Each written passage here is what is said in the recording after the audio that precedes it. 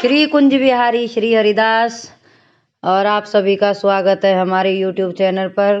राधे राधे सभी को और नए साल की आपके जीवन में ढेरों शुभकामनाएं। नया साल आप सभी के जीवन में ढेरों खुशियां लेकर आए।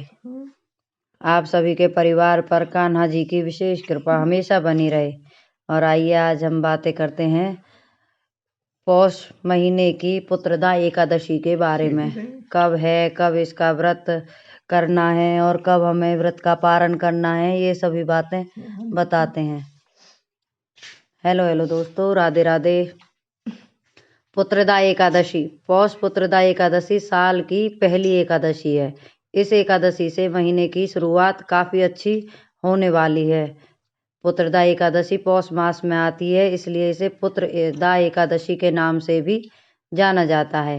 एकादशी का विशेष महत्व होता है आप सभी के जीवन में, क्योंकि यह भगवान विष्णु की प्रिय होती है और इसमें भगवान विष्णु की ही पूजा होती है। एकादशी का व्रत नए साल को शाम को 7:11 पर ही शुरू हो जाएगा। और एकादशी का व्रत आप सभी को 2 जनवरी को ही रखना है। 2 जनवरी सुबह 8:23 नहीं 2 यह एकादशी का व्रत आपको 2 जनवरी से शुरू हो जाएगा और इसका समाप्ति समय 8:23 ही रहेगा। पुत्रदा शब्द का अर्थ ही पुत्र का दाता, जैसा कि यह पौष महीने के दौरान आती है, इसलिए इसे पौष पुत्रदा एकादशी के नाम से भी जानते हैं। साल में 2 पुत्रदा एकादशी आती हैं। एक श्रावण मास में आती है। एकादशी मुख्य रूप से उन दंपतियों द्वारा मनाई जाती है जो पुत्र प्राप्ति की इच्छा रखते हैं। उन सभी को जिन्हें संतान प्राप्ति चाहिए, उन सभी को यह एकादशी का व्रत अवश्य करना चाहिए। भगवान विष्णु अपने भक्तों पर सुख समृद्धि और मनोकामना पूर्ति के लिए इस व्रत को बड़े भाव से इसकी पूजा में लगते हैं। आइए हम हिंदू शास्त्रों के अनुसार जो पुत्रदा एकादशी की कथा है उसका वर्णन करते हैं। हिंदू शास्त्रों के अनुसार एक सुकेतु नाम का एक राजा था जो अपनी पत्नी सव्या के साथ भद्रावती में रहता था। वे दोनों अपने जीवन में दुखी थे क्योंकि उनके कोई पुत्र नहीं था। अब देखिए, पुत्र नहीं था इसीलिए वे दोनों बहुत दुखी थे, क्योंकि संतान प्राप्ति का सुख सभी को चाहिए होता है।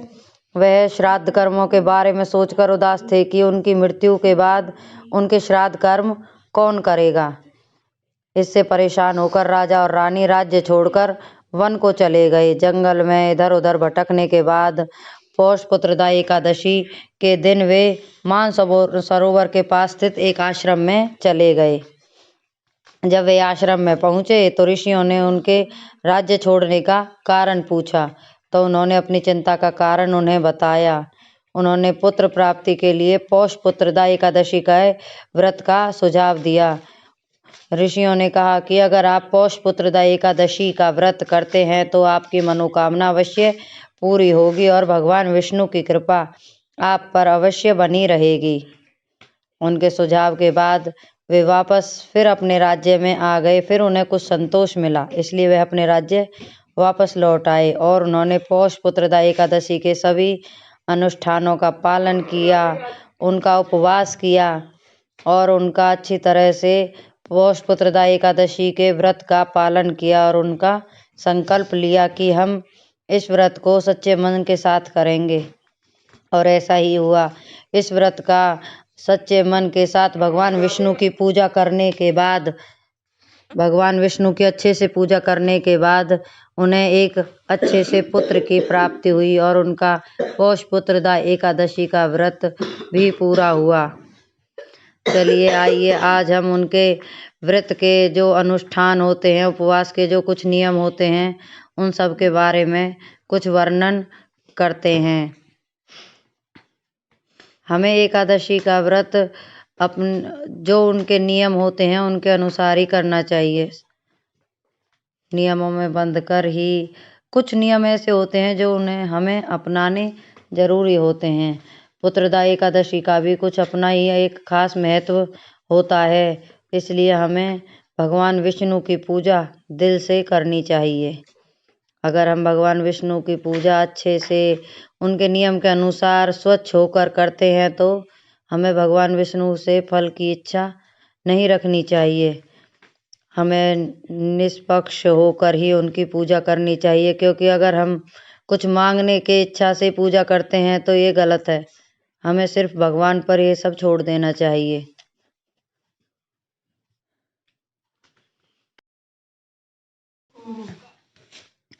पौष पुत्रदा एकादशी के कुछ अनुष्ठान के नियम होते हैं, जैसे कि सुबह जल्दी में उठकर हमें पवित्र नदी में स्नान करना चाहिए। अगर ऐसा नहीं है आप पवित्र नदी में कोई स्नान, तो अपने घर पर ही अपने जल में गंगा जल मिलाकर आपको स्नान करना चाहिए।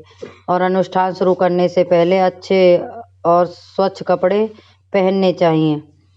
पूजा करते समय दृढ़ भक्ति और समर्पण होना बहुत ही ज़रूरी होता है। जैसे कि हम बता रहे थे कि समर्पण की भावना बहुत ही ज़रूरी होती है।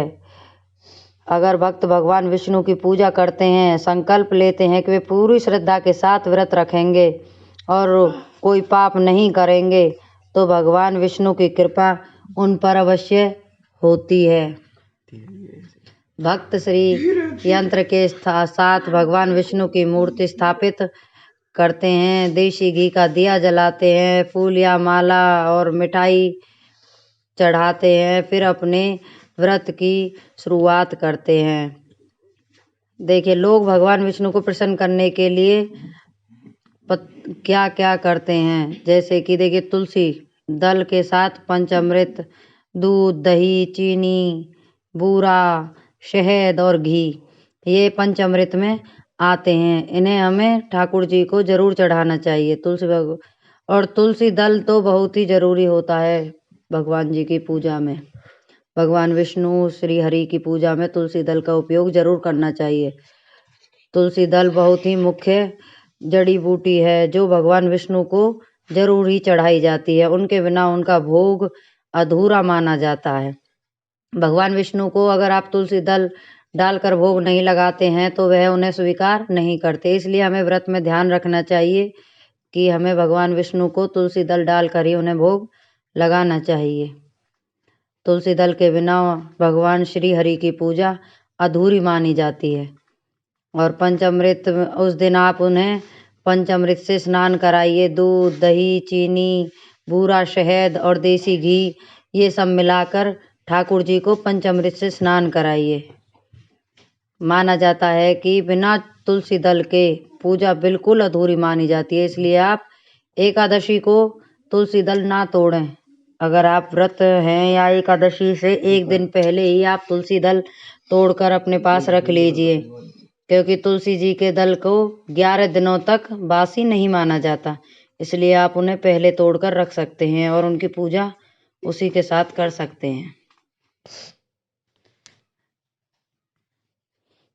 देखिए, शाम को सूर्यास्त से ठीक पहले पूजा हमें कर लेनी चाहिए और भगवान विष्णु को भोग प्रसाद आदि चढ़ाना चाहिए। जैसे कि भगवान विष्णु को हमने कहा था पंचामृत प्रसाद में माना जाता है, इसलिए हमें भगवान विष्णु को प्रसाद चढ़ाना चाहिए। विष्णु सहस्त्र नाम, श्री हरि श्रोतम, इन सब का हमें पाठ करना चाहिए और भगवान विष्णु जी की आरती उतारनी चाहिए। पूजा करते समय इन सभी बातों का हमें ध्यान रखना चाहिए। वैसे तो द्वादशी तिथि को व्रत पूरी तरह से टूट जाता है, उसका पारण हो जाता है, लेकिन जिन लोगों को भूख सहन नहीं होती वे पूजा के बाद शाम को भोग प्रसाद ग्रहण कर सकते हैं। जो आपने उन्हें भोग में प्रसाद ठाकुर जी को लगाया है, आप उसे ग्रहण कर सकते हैं। भोग प्रसाद सात्विक होना चाहिए, जैसे फल, दूध से बने हुए कुछ पदार्थ और तले हुए आलू, ऐसे कुछ आदि उन्हें भगवान को प्रसाद में होने चाहिए। उन्हीं का आप सेवन कर सकते हैं। एकादशी के व्रत में आप अन्न का सेवन नहीं कर सकते। अन्न से बनी हुई कुछ भी चीज़ें आप उन्हें नहीं खा सकते।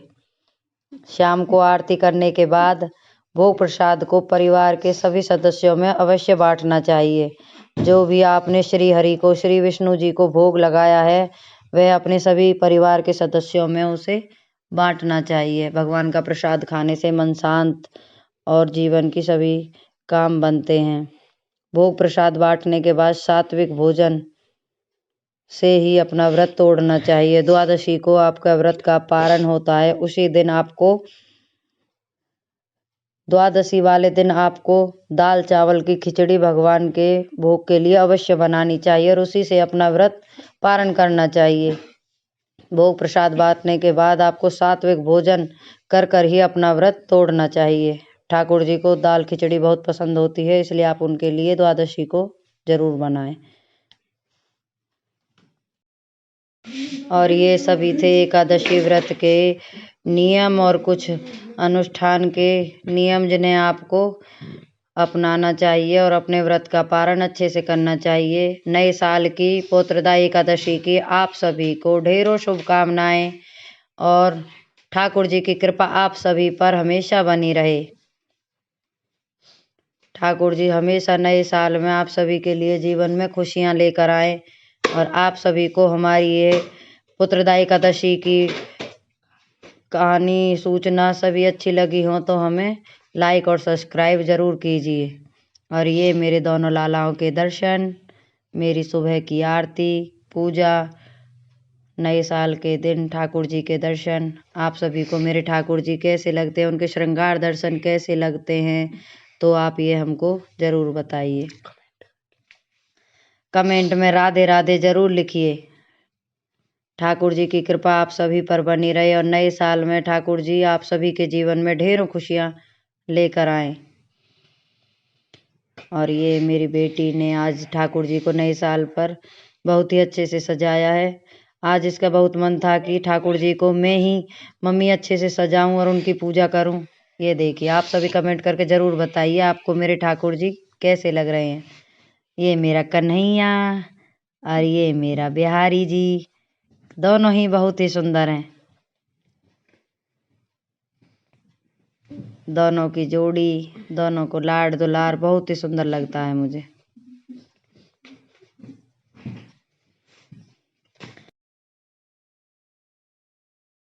श्री कुंज बिहारी, श्री हरिदास, राधे राधे सभी को। दोस्तों आप सभी कमेंट में राधे राधे जरूर लिखिए और नए साल की फिर से ढेरों शुभकामनाएं आप सभी को। मेरे लालाओं की तरफ से भी आप सभी को नए साल की बहुत सारी शुभकामनाएं। कान्हा जी की कृपा आप सभी पर विशेष बनी रहे और ठाकुर जी आपके जीवन में ढेरों खुशियां लेकर आए। और ये सब श्रृंगार दर्शन आप सभी कीजिए।